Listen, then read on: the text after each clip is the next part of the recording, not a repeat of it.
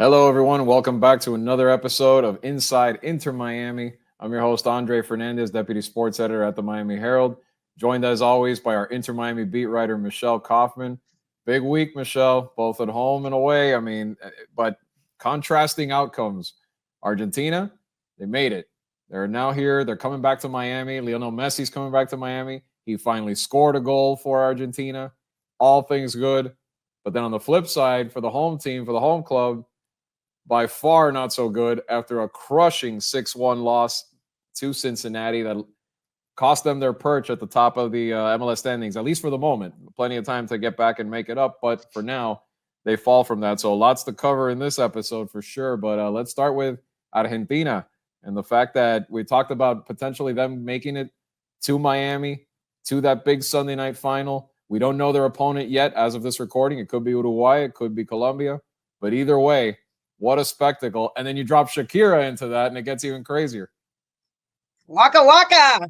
Yeah. Yes. Oh no. It's gonna be a party. It is going to be a party that basically started last night in Miami and will continue until the wee hours of Monday morning. Maybe I don't know if they don't win, maybe they won't be partying till the wee hours, but at least through the Somebody's going to be game. partying.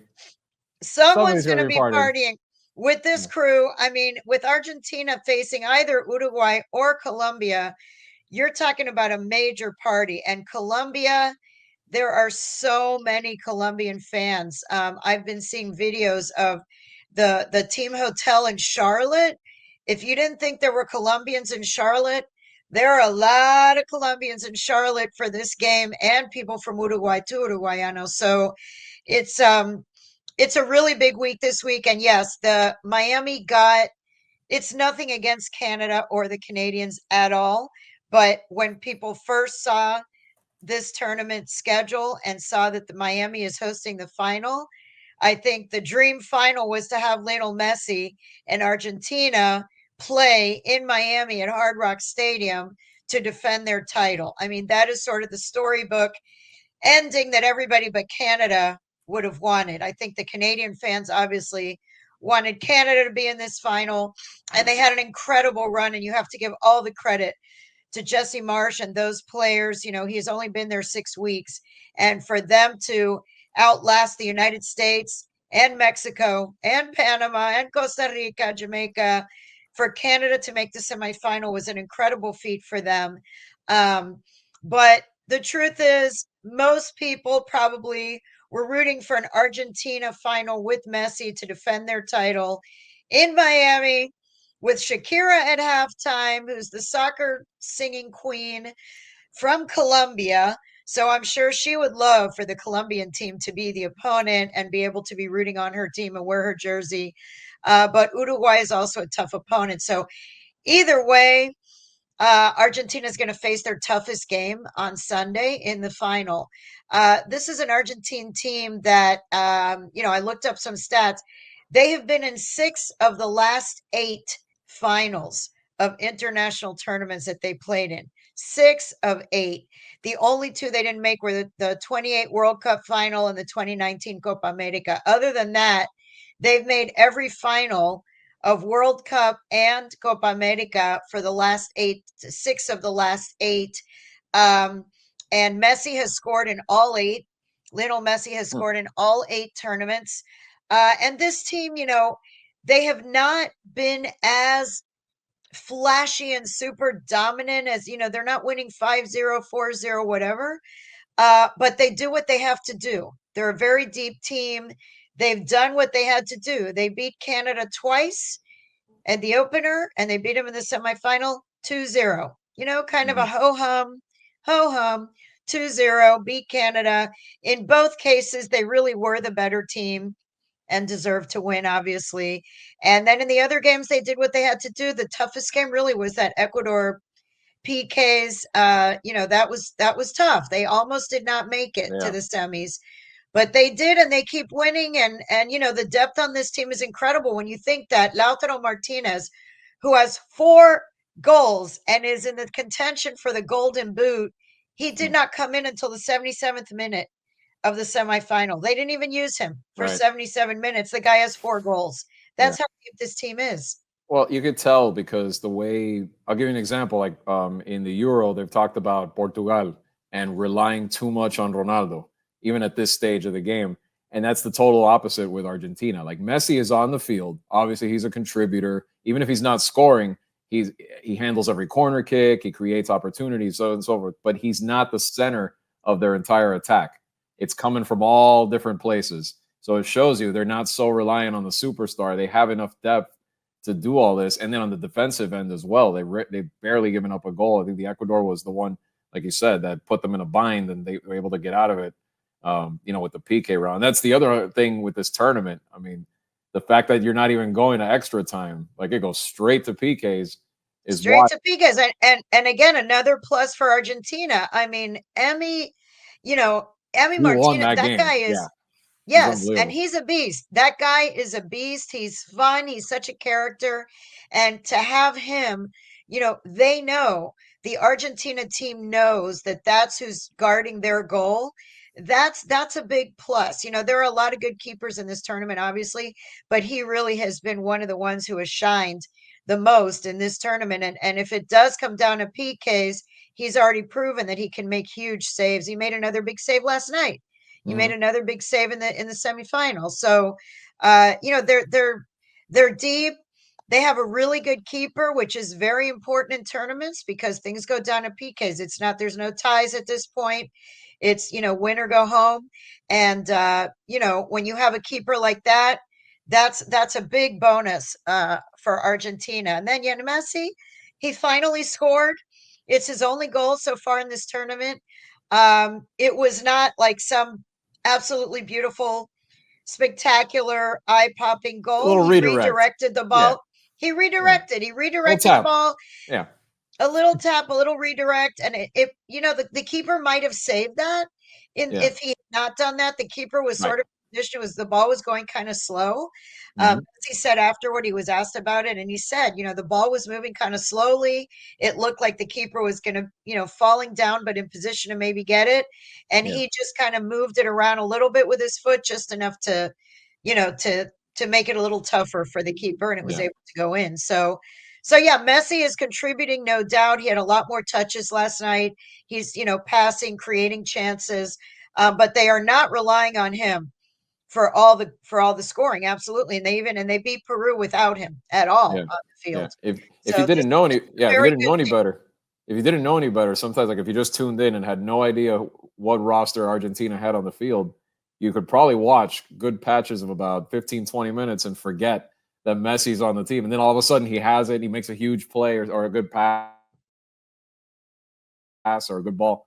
So it shows you the depth that they have there. But I redirect or not, I think it makes up for it. I think even though it doesn't come on the score sheet, the set pieces, he's created a Yeah. lot of good chances at the net just with his corner kicks in this Yes, tournament. yes. No, I mean, he is definitely created with his corner kicks, and no, he's a huge contributor, and not to mention the leadership part of it, Right. Angel Di Maria, whom we know is this is it for him. He has said Yeah. he's retiring from the international game, and this will be his last Copa. This will be his last final.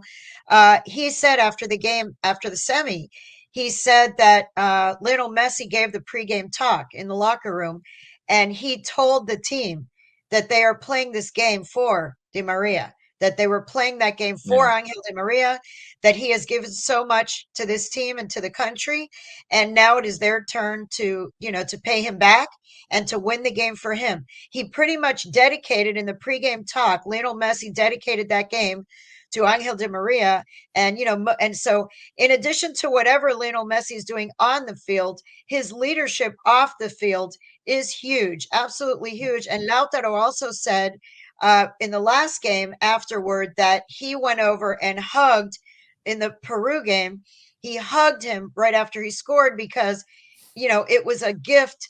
that he has given him so much confidence through his leadership that Messi had a chance to do a PK in the pre-tournament game, and he let Lautaro do the PK instead. And he said that was just a great gesture that gave him so much confidence that Messi, gave him the confidence to do the PK instead of taking it himself.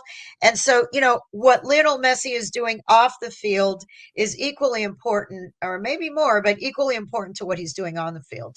Yeah, you can see the impact just from that role. He leads them out on the field, does everything, all the things that a captain would, even if he's not. Oh, the whole team just stands around. If you watch the tunnel, everyone is just standing around, and then the captain comes with his armband and he walks through the middle. He parts the sea, and everybody walks back behind him in line like he is they're like soldiers. They're like soldiers, and he's the general. Right. And that is how this team works. I mean, he is definitely the captain with a capital C. He's not just wearing that armband. He is running that team. And they're in the final. Once again, they're here to defend their Copa America title.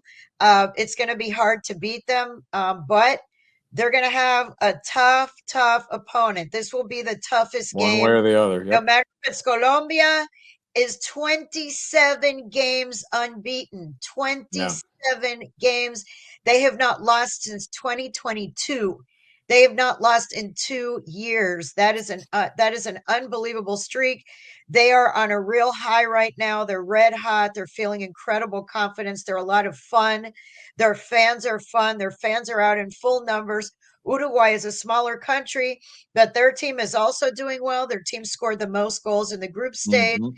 They are such a deep team that Luis Suarez, has played like 3 minutes in this tournament. I mean, barely. The guy who's the star of the Inter Miami team, he doesn't even get on the field. He's just there, to be a leader and to offer his experience. Right. But he's not being relied on at all. He's played very, very little. So Uruguay is also a very, very talented team with a mercurial but very good coach in Bielsa.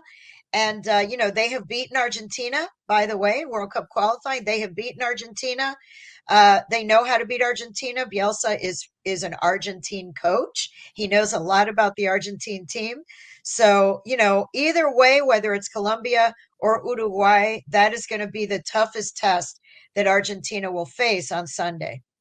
Yeah, and if you want to go Sunday, if you don't have your tickets already, it probably cost you at least a mortgage payment to go to this game, probably, from the looks of it. What is it, like $1,100 or $1,200? I just looked. Yeah, before I came on here, $1,200 was the cheapest ticket. Holy crap. The 300 level, in the highest nosebleed, highest level in the end zone. Those are end zone seats of the 300 level of Hard Rock Stadium. $1,200 was the cheapest ticket. So if you want to buy two, that's $2,400. I mean, it's going to be a very, very, very expensive ticket to go see that final. Yeah, but you do see something. I mean, yes, at the same time, you're going to see something memorable. You may see history made at some point. It's one way or the other. You're going to get to see Shakira perform at halftime. I mean, the spectacle it is going to be wild. Yeah. It is going to be wild. She may be the one partying. She may be the one partying late Sunday night if Colombia gets there and has their way and wins it all. We'll see. Yeah, Shakira's a great. I mean, for a soccer match to have her at halftime, it makes perfect sense. She's done Super Bowls, but she's also done World Cups and made the World Cup anthems. She sang the last song for the Germany World Cup in 2006, 2010, the Waka Waka for South Africa, and then she did, another one for Brazil. So, she's definitely a soccer fan. She has had relationships with soccer players.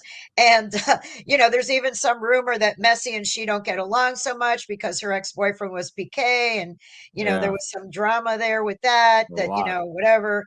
So that was a messy parting, no pun intended, for sure. That Piqué divorce or separation, that was like headlines after headlines for a while. That was big. Yeah. That was big headlines. And so she has some history with some of the people that are going to be playing in that game, or people who were teammates and friends and so on. So, it's going to be a Miami style party. This is exactly what Hard Rock Stadium would have wanted. And again, Canadians, Canada did an incredible job. Jesse Marsh did an incredible job.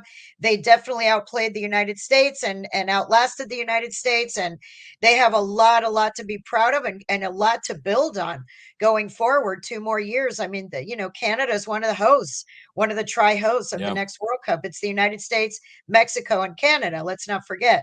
So they're going to be one of the host countries. They're coming off a semifinal now of Copa America. They have a lot to be proud of. But for a Miami fiesta on Sunday with Shakira and with the Argentine fans that live already down here, with the Colombian fans, with the Uruguayan fans. I mean, it's going to be an incredible final between two South American teams, with a great fun halftime show. The stadium will be packed. People will show up hours in advance. They will be in the parking lot hours after. It's going to be wild and very expensive, very expensive. And by the way, if you don't want to go, you don't want to pay those prices. If you can't pay those prices, or you just don't want to go be part of all that craziness, don't want to spend that kind of money, there are a lot of watch parties going on in South Florida, and you can find them by looking at my story on miamiherald.com. You can look up the story that I wrote about the ticket prices. At the bottom, I also put a list of places that you can go watch soccer watch parties in South Florida and go and have fun and watch in a festive atmosphere with a lot of other fans. And you don't have to pay $1,200 to sit in the 300 level. You can still have fun and watch among soccer fans. There's always plenty of places in South Florida to watch a good soccer match, especially one like this, a historic event like this is going to be. Interesting too, with going back to what you said about Canada. Let's see what the U.S. does. A decision supposed to be made this week about Greg Berhalter. We don't know. I mean, the popular belief is that he's out the door and the U.S. is going to go in another direction, but we'll see what happens. I mean, Jesse Marsh was talked about a lot too. I mean, I don't know. Canada will try to keep him, but obviously he's another one that's a hot candidate. I would think. He's like. Yes, he came into this with a major chip on his shoulder, to be honest, because he wanted that job. He wanted that job for the United States, and they passed him over. And now he's just going neener. I mean, with lots of backup. Yep. When they made it to the semi, the look on his face and how he was pointing. I mean, that guy he's saying without saying point blank. Well, he did even say point blank, the U.S. could have had me at some point. He said that in a press conference or in an interview. The United States could have had me and chose not to. And so now he's, bringing his expertise and his coaching skills to Canada, and obviously has done a great job. So yeah, I'm sure Canada will try to keep him. I mean, he's a hero in Canada right now. They're not going to just let him go because he's American. But yeah, it'll be very interesting. Lots of names being floated around, but all of that is just pure conjecture. Huge names in the coaching community, Jurgen Klopp, this and that. These are really big names that cost, $3-4 million to get them as coach. I don't know that U.S. Soccer has that kind of money. It may end up being Steve Cherundolo. That's the name that I've heard the most, which is the LAFC coach, who has done an incredible job with LAFC. Right. He has, from the U.S. national team, American coach, MLS, U.S. national team. That's not going to be as sexy and exciting as some huge name coming from Europe, but it could end up being the LAFC coach, who's done an incredible job in his time there and has proven to be a very good coach and has the background of understanding the United States and U.S. Soccer Federation and all of that. So his name is one that has come up quite a bit as well. Well, if you didn't catch, I think our most recent episode before this one, Michelle and I dove big time into the whole situation with U.S. Soccer. What's the issues they have that go way beyond. They go way beyond the head coach. Trust me. So if you want very deep down to the grassroots, all the way down to the grassroots of this country's soccer development. They have 2 years to try to get their act together because they were kind of embarrassed in this showing at Copa America was a huge letdown considering the group that they were in. To get grouped in the United States on U.S. soil in a group, that was very winnable other than Uruguay, They should have finished second in that group at best, right. at worst, I'm saying they should have finished second. Well, and they didn't do that. So a lot of work to be done for the United States. Canada has a lot to build on. Mexico also has a lot of work to do. So it's going to be interesting the next 2 years. The three hosts, Canada is looking good. USA and Mexico have a lot of work to do in the next 2 years.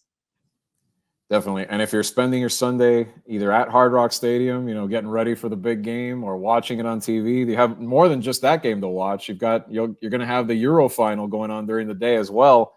And we already know Spain has advanced, and in impressive fashion, because to beat France and to beat Kylian Mbappe, especially after you get hit with a goal early in the first 8 minutes, was very impressive to see. But even more impressive, 16 years old, Lamine Yamal. I mean, this kid's a phenom, and the way he scored, what he can do. I mean, this is the future. You're seeing it right there. And Spain, another team very deep that is not going anywhere. This is a team that will be a favorite in 2 years to potentially lift that cup.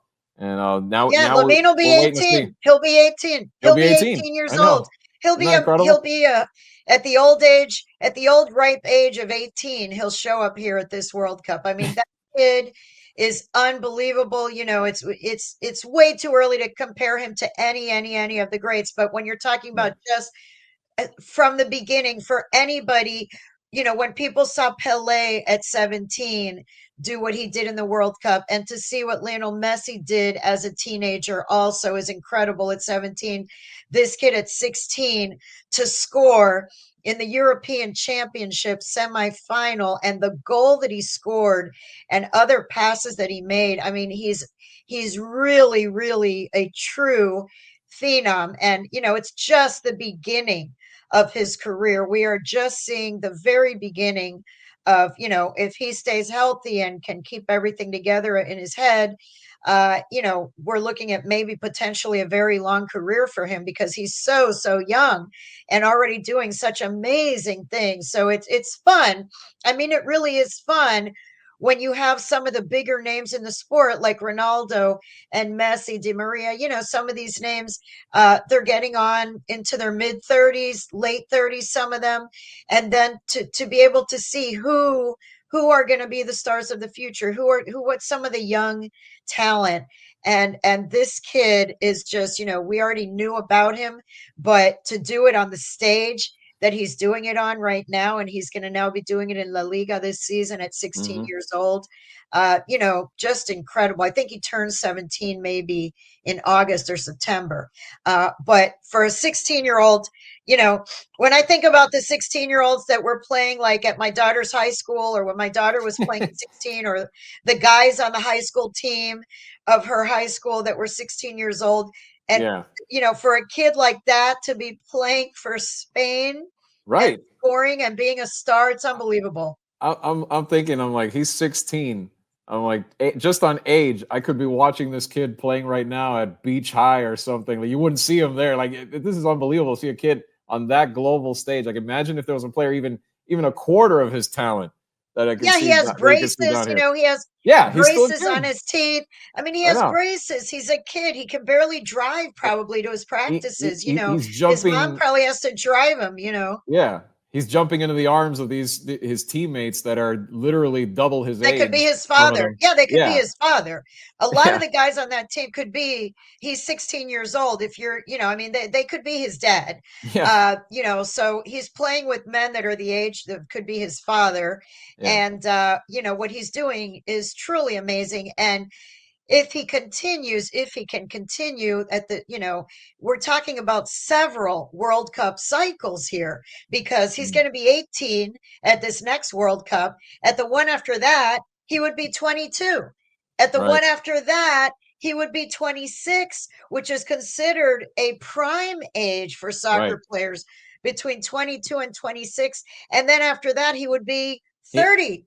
He'd be an old man of 30 years old by like the 5th World Cup that he plays in. So he's, it's unbelievable. Yeah. He's got at least 5. He's probably got at least, if he stays healthy and no setbacks, he's probably got at least 5 World Cups where he'd be like at either the prime or in good soccer shape to be able to play and be an impactful player.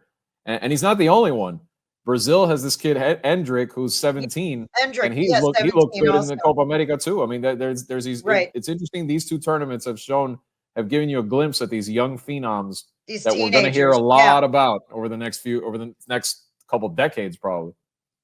absolutely. It's fun. Yeah. It's really fun to see because we all know the established stars, but we're getting to see some glimpses of people who could be legendary 4 or 5 World Cups from now. We don't know. And that's what's the fun, is to see how they do and how they progress and how they compare. Just like Messi was compared to Maradona and Ronaldo is compared to Messi. And, that whole thing will continue with the new generation.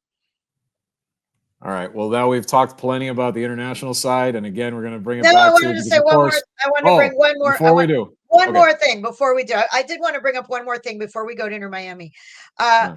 I just want to talk a little bit and discuss a little bit with you about, the Copa in general, having it in the United States here. Oh, yeah. 2 years to go to the World Cup. It's really been interesting as a dress rehearsal in a couple of senses. This has been a dress rehearsal for all the venues that are going to be hosting World Cup games.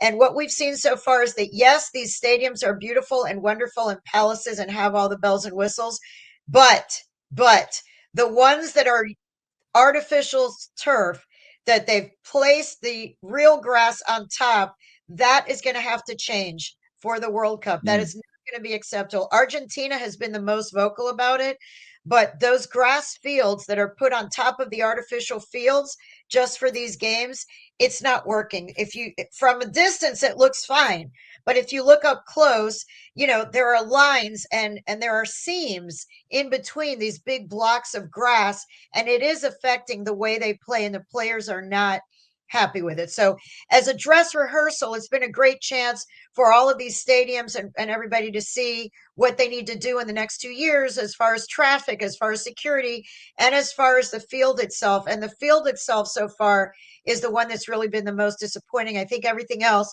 has gone fine, as far as, we know how to do big events in the United States, and those stadiums are dealing with NFL crowds all the time, and this is going to be nothing new.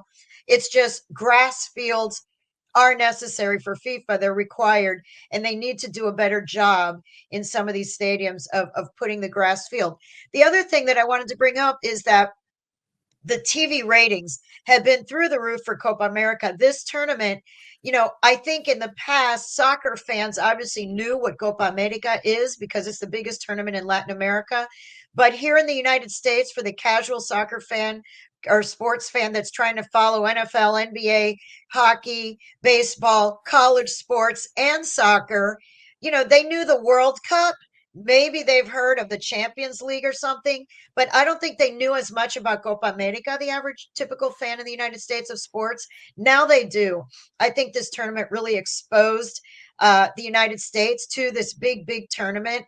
And, having the CONCACAF teams be in it also obviously was a bonus, having the United States and Canada, Mexico, Jamaica, Costa Rica. But,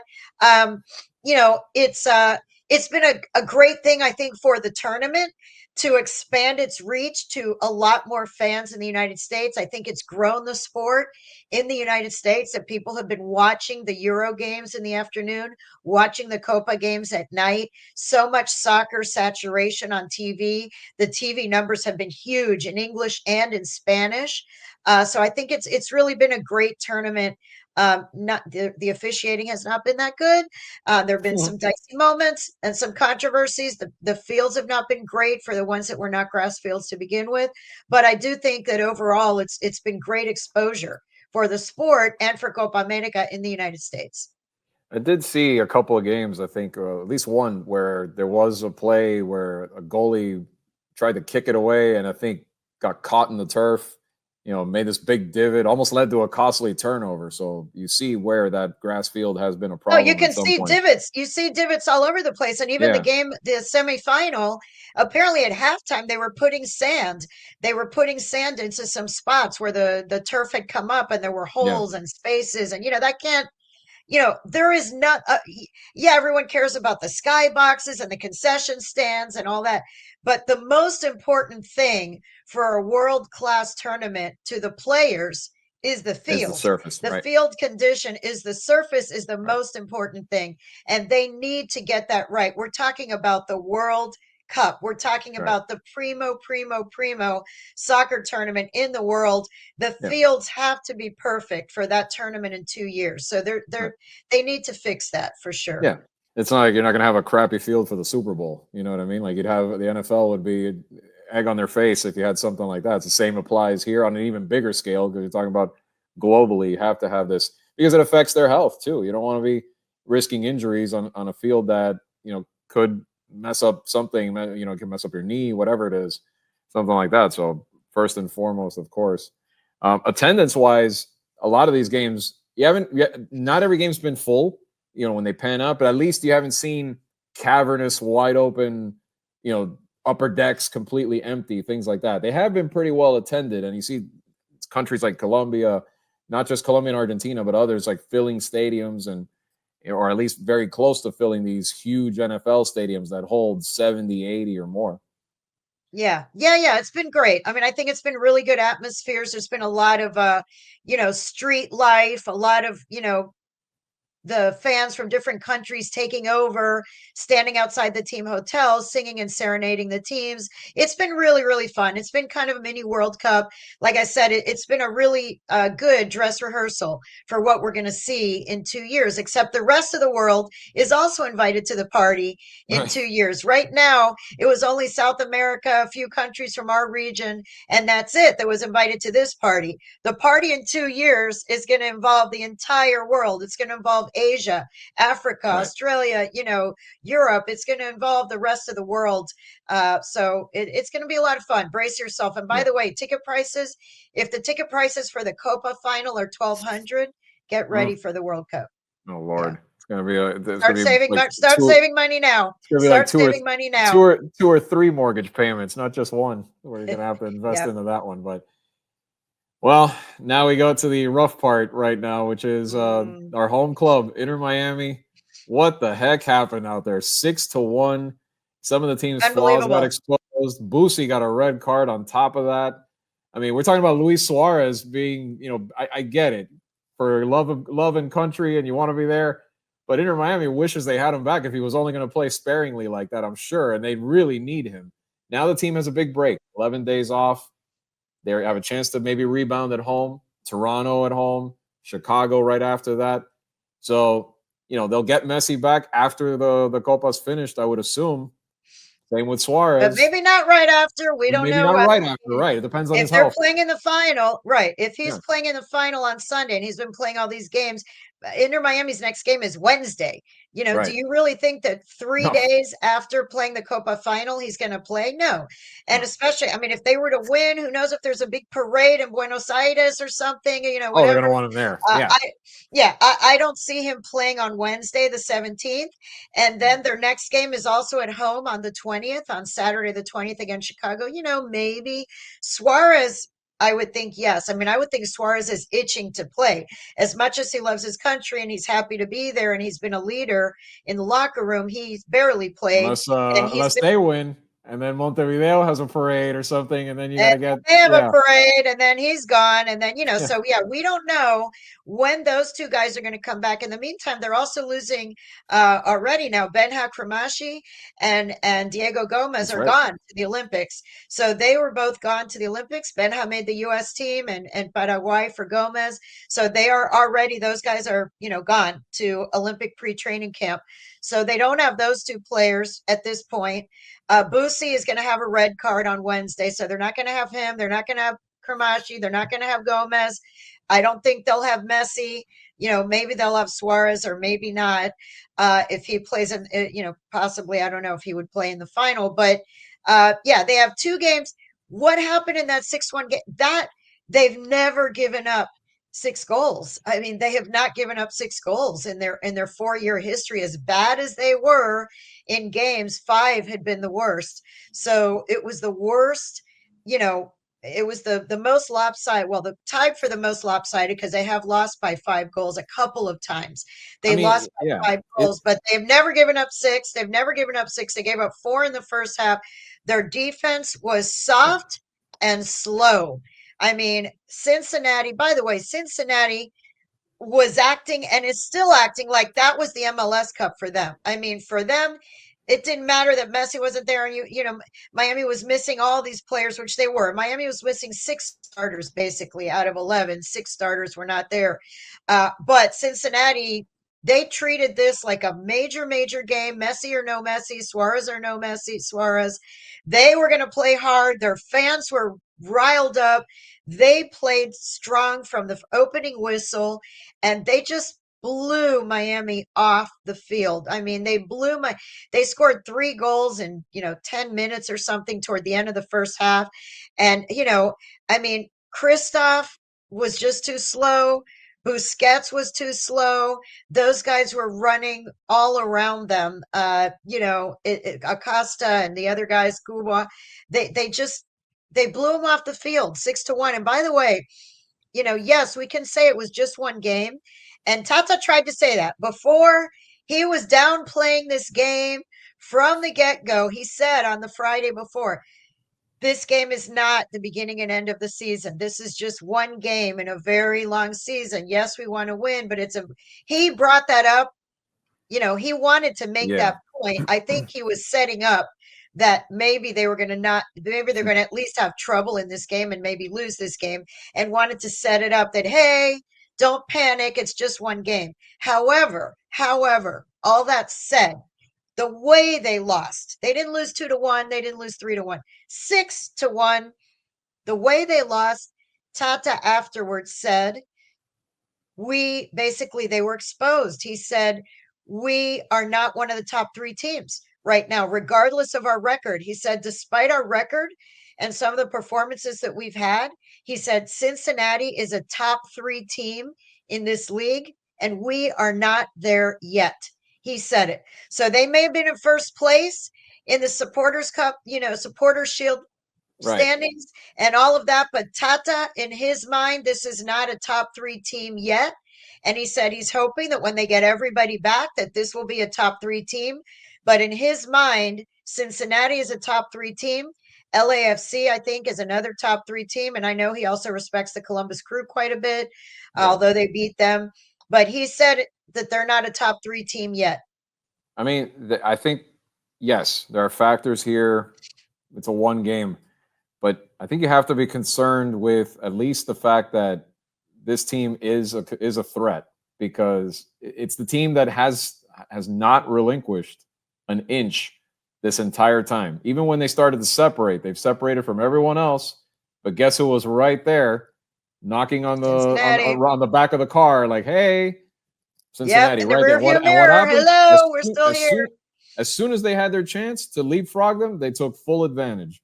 And whether they're at full strength or not, this team's not going away. This will be the obstacle that they'll have to climb in the conference at the end of the year. And can they do it? So interesting, Tata saying that. Does Tata feel that way if they're at full strength with Messi and everyone else? I know he says he's probably saying they need time to, I guess, re-gel, so to speak, when they come back and get that chemistry going again. But this team, Cincinnati has sent a clear message that, hey, we are the number one roadblock that you guys are going to have if you want to get to the MLS Cup. Absolutely. And they play again. I have to look. I believe it's early September when they play again after Leagues Cup. That game is going to be here in Miami. That will be interesting, a rematch. If, by that point, Leagues Cup will be over, Copa's long in the rearview mirror. If they have everybody, if this Miami team has everybody, Messi, Suarez, Busquets, Alba, and Cremashi and Gomez, and other guys that are injured, if they come back. Redondo is still, I don't know, he's not played as well as he was playing before, in my opinion. He was really, really good before the injury. Seems a little bit tentative right now. Maybe he's working his way back. If everybody can be there, or at least everyone but one or two, I do think that Miami still is the best team. But Cincinnati is a very good team. And DeAndre Yedlin, he was pretty happy after that game. He was pretty happy. He is settled right in there. He's a big team leader on that team. Their coach is very good. They play a certain style, and they have their fans. Their fans are not Messi worshipers. If they are, they definitely keep it to themselves when they're playing against Cincinnati, because those fans love their Cincinnati team as much as they love their Skyline chili, which is, I do not like Skyline chili. I'll just say it for the record. I don't know if anyone out there has eaten Skyline chili, but what it is it's spaghetti. It's a blade of spaghetti with chili on top of it, and then like shredded cheese. I don't know. I've never gotten into the Skyline chili, but everyone in Cincinnati loves it. But don't let our former baseball writer colleague Clark Spencer hear you say that. Oh, he loves it. Or he used to love. I think he used to like eating it when he'd go on the road to Marlins Reds road trips. But yeah, no, I'm not a fan. But yeah, anyway, I don't think a lot of people are, to be honest. But I'm not. Yeah, that was standing. It's a tradition there, and the fans in Cincinnati love their teams, and they love their Cincinnati soccer team. And it's going to be interesting if it does come down to those two at the end for the Eastern Conference Championship. Miami's going to have its hands full. It's one of the very, very few times that Inter Miami can go on the road and it'll feel like a road game, because almost everywhere, almost 8 out of 10 when they go on the road, it's all the pink shirts are out there too, and the Messi worshipers. It's like the Argentina games. It's like the Argentina games. Exactly. I mean, my daughter went with her boyfriend to the Argentina game against Canada in New York, and there were very few. I said, were there really that few? Because you couldn't see barely any Canada fans. She said, the Argentine fans just take over wherever they go. And it's the same with the Inter Miami fans when they go everywhere, but not Cincinnati. Nope, not in Cincinnati. And we will be documenting the next few times that this happens. Of course, next week we'll be back with to see what happened in Copa America, who came away with the championship. How was Shakira's show? How did everything go? Michelle will be right there on Sunday bringing you coverage of all of this on MiamiHerald.com, also leading up to Copa America this weekend as well. And, after you listen to this or watch this on YouTube or at MiamiHerald.com, you'll see who Argentina will play in the Copa America final. We'll be back to talk about that next week, as well as Inter Miami and what the next steps are with them as they go forward and try to rebound from that, hopefully, one-time debacle for their sake, but we'll see. We'll see if it's an ominous warning sign of what's to come. But for Michelle Kaufman, I'm Andre Fernandez. Thank you for joining us as always on Inside Inter Miami. We'll see you next week.